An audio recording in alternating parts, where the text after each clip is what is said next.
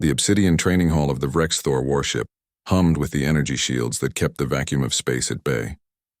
Maltida stood in the center, her boots magnetic locked to the floor while a dozen alien warriors formed a circle around her.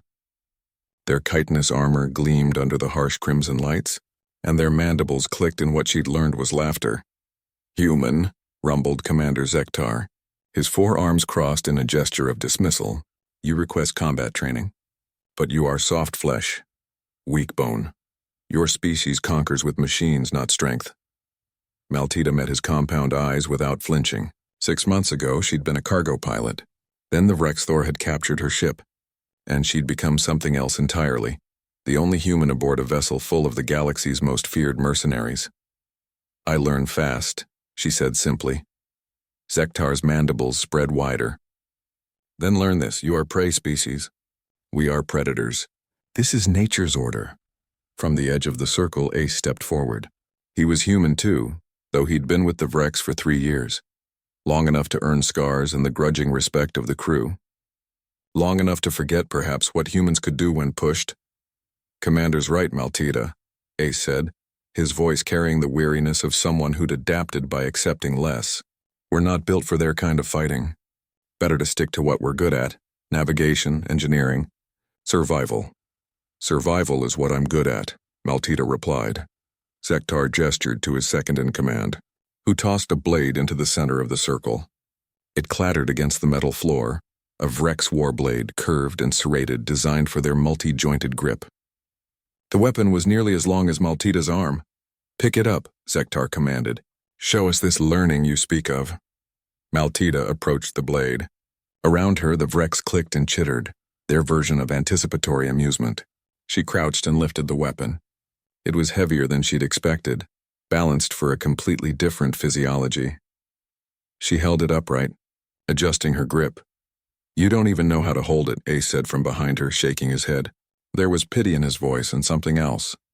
The echo of his own defeats, his own acceptance of human limitations in this alien world. Maltida turned slowly to face him. "Don't I?" Then she raised the blade. What happened next took 3 seconds. But those 3 seconds rewrote everything the Vrex thought they knew about humans. Maltida's grip shifted, not to mimic Vrex technique, but to leverage human anatomy.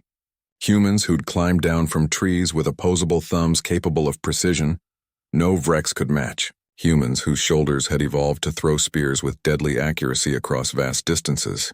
Humans who'd survived by adapting every tool, every weapon, every challenge to fit their needs rather than changing themselves to fit the tool. She spun the blade in a figure-8 pattern, the movement liquid and precise.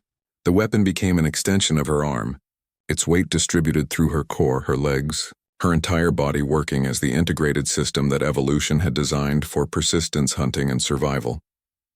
Then she struck. The blade sang through the air and embedded itself in the practice dummy behind. Zektar, a dummy made of compressed Vrex armor plating, designed to withstand their considerable strength. It split clean through. The clicking stopped. The training hall fell silent except for the hum of the shields and the racing of Ace's heart as he forgot to breathe. Maltida walked to the dummy and pulled the blade free with a sharp tug. She turned back to face the circle. "On Earth," she said quietly, "humans don't have claws. We don't have armor plating. We don't have forearms or natural weapons. We had to become the weapon. Every tool we touched became an extension of what we could do. Every challenge became something we adapted to, overcame, survived." She held up the blade. "You designed this for your hands. But I don't need to hold it like you. I need to hold it like me." Zektar's mandibles slowly closed. His head tilted, the Vrex gesture for re-evaluation. "You are not prey species." "No," Maltida agreed. "We never were.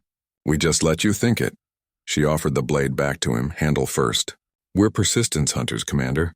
We don't have to be faster or stronger. We just have to be more stubborn, more adaptable, more willing to turn everything, even your weapons, into something that serves us." Zektar took the blade slowly, his compound eyes fixed on this small, soft-fleshed creature who'd just demonstrated something terrifying. Human potential was limited only by human imagination. "You will train with us," he said. It wasn't a question. "I will," Maltida confirmed. As the circle dispersed, Ace approached her, His face was pale, his eyes wide with something between shock and realization. How did you? I watched, Maltita said simply. I learned. I adapted. That's what we do, Ace. That's what humans have always done. She looked at him steadily. You forgot. You let them convince you that their way was the only way, but there's always a human way. We just have to remember it. Ace nodded slowly, and for the first time in 3 years, he remembered what it meant to be human in a galaxy that had underestimated Earth. That night, as the Vrexthor jumped through hyperspace, word spread through the ship. The human female had fought, had adapted, had won, not by becoming Vrex, but by being utterly, undeniably human. And across the galaxy, other species would soon learn what the Vrex were beginning to understand.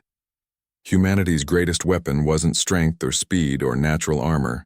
It was the ability to look at any challenge and whisper, "Watch me make this work."